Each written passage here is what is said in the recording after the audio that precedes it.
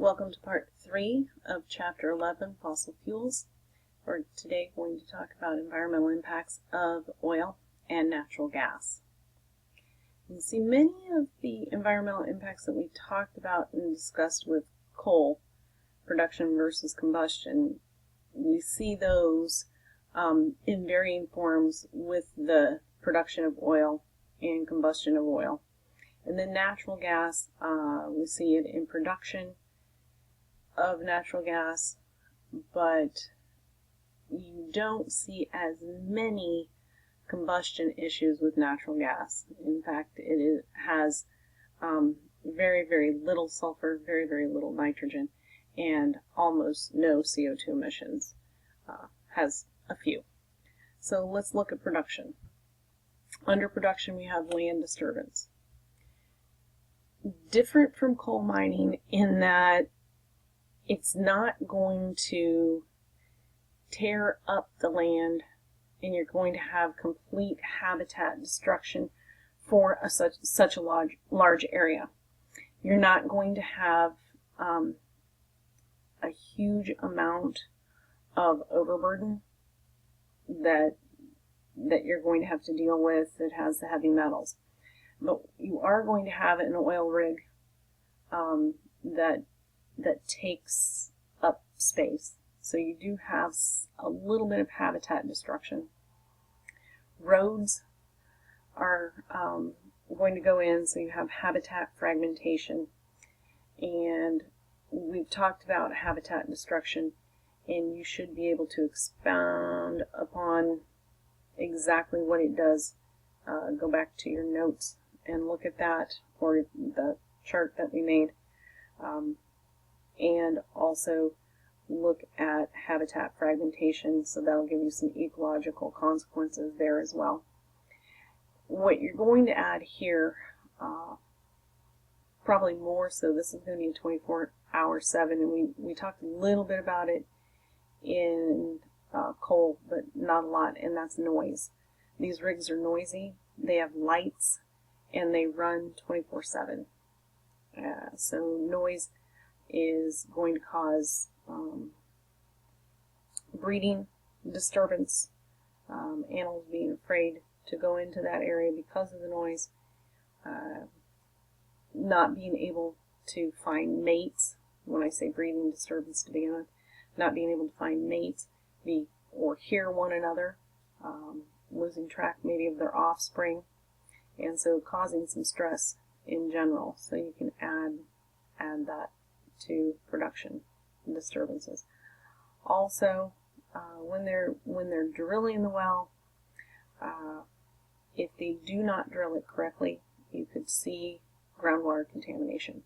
To drill correctly, they have to use 2 casings to case the well, so that if anything goes wrong with the pipe bringing the oil up, there's another pipe to catch it so it doesn't get into groundwater. If something would happen to the oil derrick and they would lose control of the oil on top of the ground, then you would have habitat degradation from that. So those are possible in production. And natural gas, with production, you're still going to have a derrick that's going to bring up gas instead of oil. Much higher potential for fire to erupt or explosion to erupt there. And you could have that with an oil derrick as well, but with gas it is much more flammable, even though oil is flammable as well. Transportation, trucks turning over and dumping their loads. I know in one class I talked about the trains. Last year we had 2 trains hauling this very, very flammable oil from the fields in the Bakken, and they actually ignited, blew up in towns last year. So train cars, I don't believe there were any people killed as I can remember. but it was certainly devastating because it actually happened in towns when we were going through, not out in the country. So that would be an issue. Combustion causes pollution. You've got CO2 emissions, and nitrogen is probably more of an issue with oil than the sulfur. Sulfur was the main issue with coal. Nitrogen and sulfur are taken care of when we combust this, especially in our cars and anything transportation-wise. We're using catalytic converters anymore, and those catalytic converters actually pick up all of the toxins except for, again, CO2 emissions, so we're running much cleaner. And acid rain from automobile is not as much of an issue as it once was because of these catalytic converters that we're using. Also, again, we're taking the lead out of it, so no lead contamination, but there once was lead contamination from combustion. Use of natural gas cogeneration. And when the natural gas is used to, say, let's make electricity, that extra heat then that is created could be used to heat water for water heaters or space heating in other areas. So using cogeneration of natural gas just means using it twice almost. You're still going to have the emissions, but you get more bang for your buck in essence for that. Again, as we've said before, natural gas is the cleanest fossil fuel to use. We're going to look at the oil spills and devastation from oil, and this is transportation. This happened because a barge carrying or a ship carrying oil, and as you can see down here in the map, let me point to it right here. This is Prince William Sound, and this is where it happened. The ship hit a reef and it ripped a huge hole in the hull, and oil immediately started spilling out, and it inundated this entire sound. What you're looking at is an actual picture there of them trying to use booms, and these are things that float on top of the water, and they try to pull the oil. What they're doing is trying to pull it over here so this boat can suck it up. It wasn't very effective. This is the Exxon Valdez.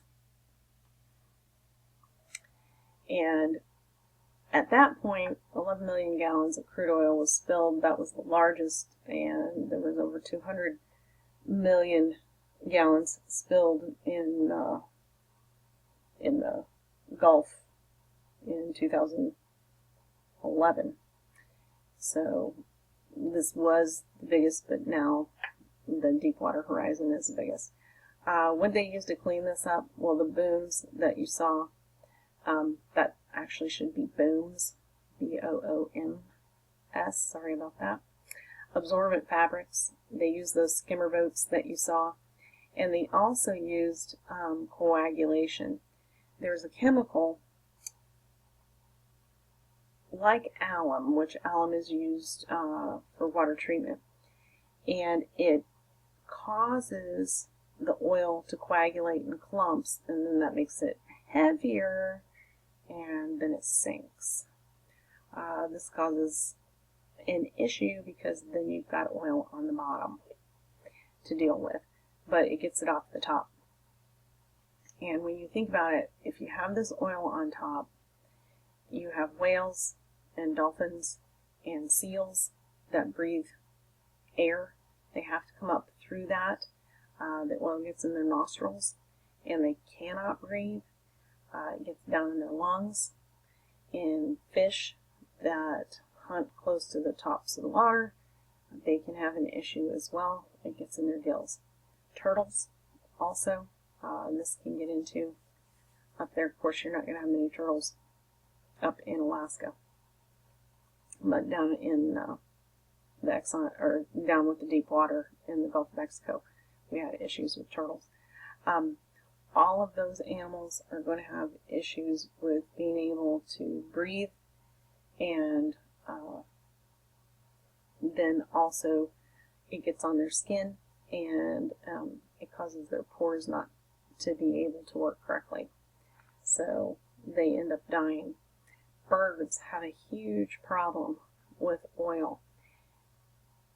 What it does is causes their glops onto their flight feathers, and then they can't fly. And also then the down gets inundated, the down feathers underneath the flight feathers, which is what regulates the temperature, or helps regulate the temperature of birds' bodies. And those get inundated, and then they get very, very cold. So it's very lethal to birds as well. By chemically coagulating this, we're putting it on the bottom of the ocean. That's not necessarily a good thing.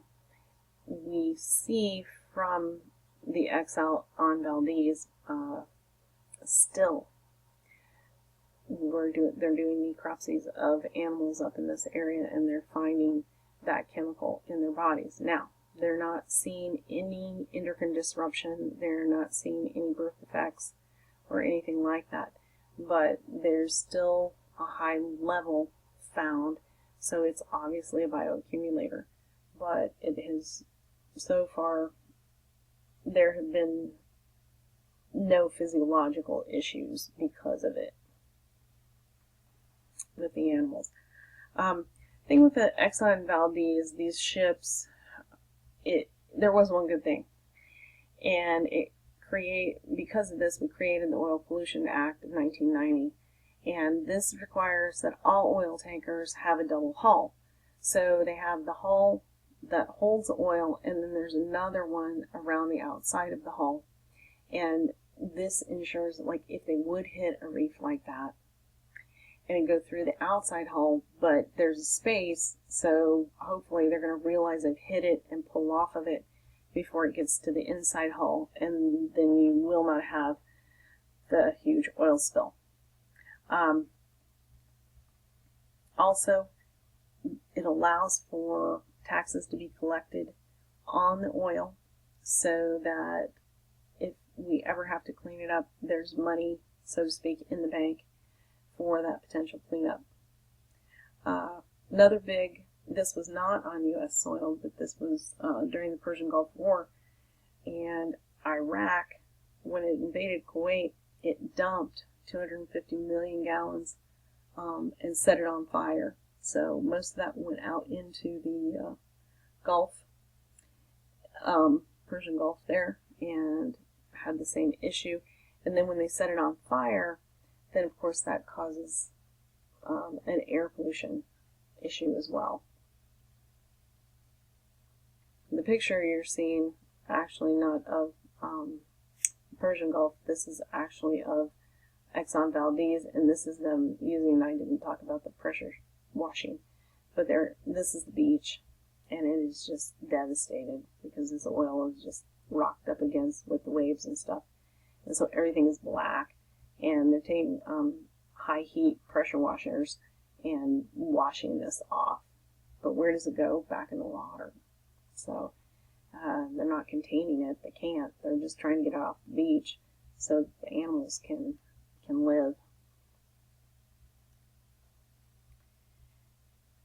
Big deal with Prudhoe Bay, with what happened here.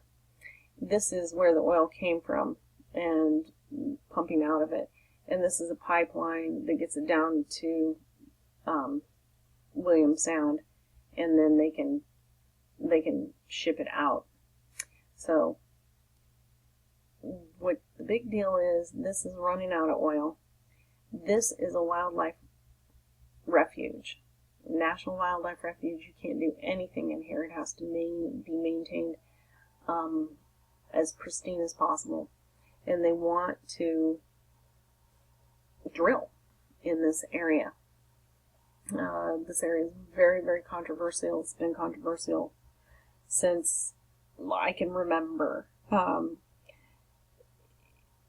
It was first during Bill Clinton's presidency, I believe, that they put it up for a vote, and the Senate and the Congress said, yeah, let's drill in here, even though we've made this a wildlife refuge, and Clinton vetoed it. Then when President Bush was in, he was all for it. He voted for it, but the Congress and the Senate voted against it. He did not veto. He did not override Congress and Senate at that point. He decided that if the majority of people did not want it, then that's what we needed to do. We needed not to pursue that. It's still an ongoing issue. The people in Alaska want to drill there. They want the income off of the wells. It's actually people outside of Alaska, for the most part, that feel that this is an environmental treasure and it should not be drilled. These are pictures of the BP gusher. Oh, it was in 2010. I couldn't remember. 2011, 2010. 206 million gallons discharged. You know me. I think there was more than that. But nevertheless, 2006 million gallons discharged. Looking at any statistics that have been released, only 5% of that was recovered. Used fire and toxic chemical dispersants. Basically, the chemical dispersants, and this was an issue, they were specifically told not to use these dispersants. These were the same kind of dispersants that were also used up on the Exxon Valdez, and a dispersant, a little different than a coagulator. Dispersant causes it to break into small pieces. Coagulator causes it to clump. And this dispersant, basically, when it breaks into small pieces, it will eventually then get rolled down, and it also ends up in the bottom.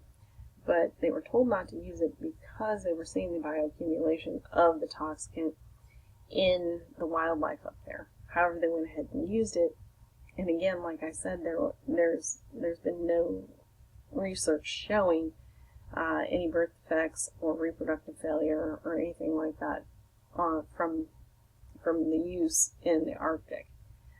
The fire was actually not set in this issue because it wasn't set to burn it off when the rig exploded, and this was an enormous free-floating rig.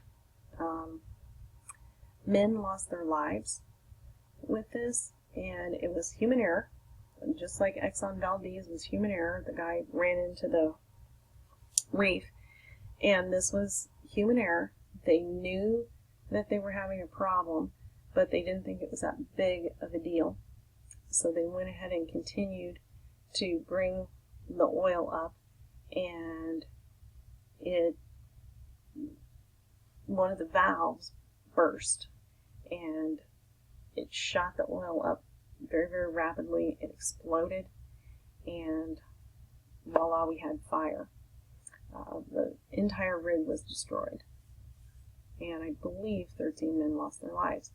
And the first one, you can just see they're trying to actually put out. These are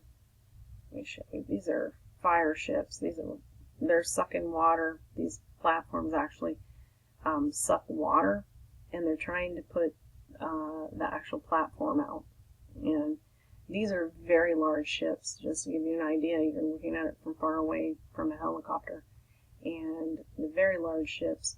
And so, just to give you an idea of how absolutely large this platform was, and that black smoke, very, very toxic. Then this is showing down in the water. I think they're over a mile, 2 miles down. And this is the area where they had to try to fix. When it finally all gave way, this is the area that was just spewing oil.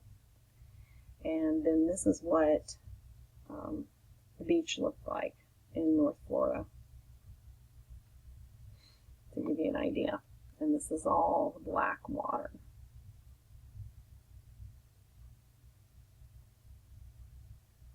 Other fossil fuel resources are tar sands, oil shale, gas hydrates. Those all are very, very hard to get to. The oil shale were actually used, and the gas hydrates were actually being able to get those with fracking. And we talked about that in fracking in part 2, and in class we'll be talking about that as well.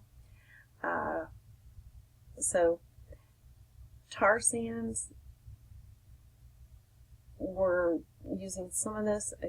Again, it is they're highly toxic to use, but as your book states, and many of you did, and it said they were very expensive. Now that we have fracking, the expense has come down, but at what cost? So you have to keep that in mind. Coal liquefaction. This is a cleaner coal, turning a solid into a liquid, but expense, and I don't know that we're getting the environmental bang that we want to for that. The best way to use coal, the cleanest way to use coal, is to gasify it. So it's taking that coal and superheating it so that it becomes a gas. That allows us to capture everything, and you're seeing the gasification process here. So they pulverize this into dust, and they hit it with hot air, and it creates coal, water, and methane. And the methane is actually used. Then you can see here's the tar and dust coming out. We've got sulfur removal and CO2 removal and methane. It's expensive, but it can be done.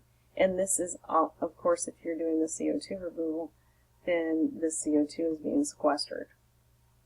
So you have to have the correct geological formation, as we talked about, for sequestration. Again, all produce carbon dioxide, and you're going to have more sludge to deal with, and it's going to be contaminated. So you're going to have to treat that like a hazardous material. It's going to have special processes done to it. That is the end of part 3, also the end of our chapter 11. See you in class.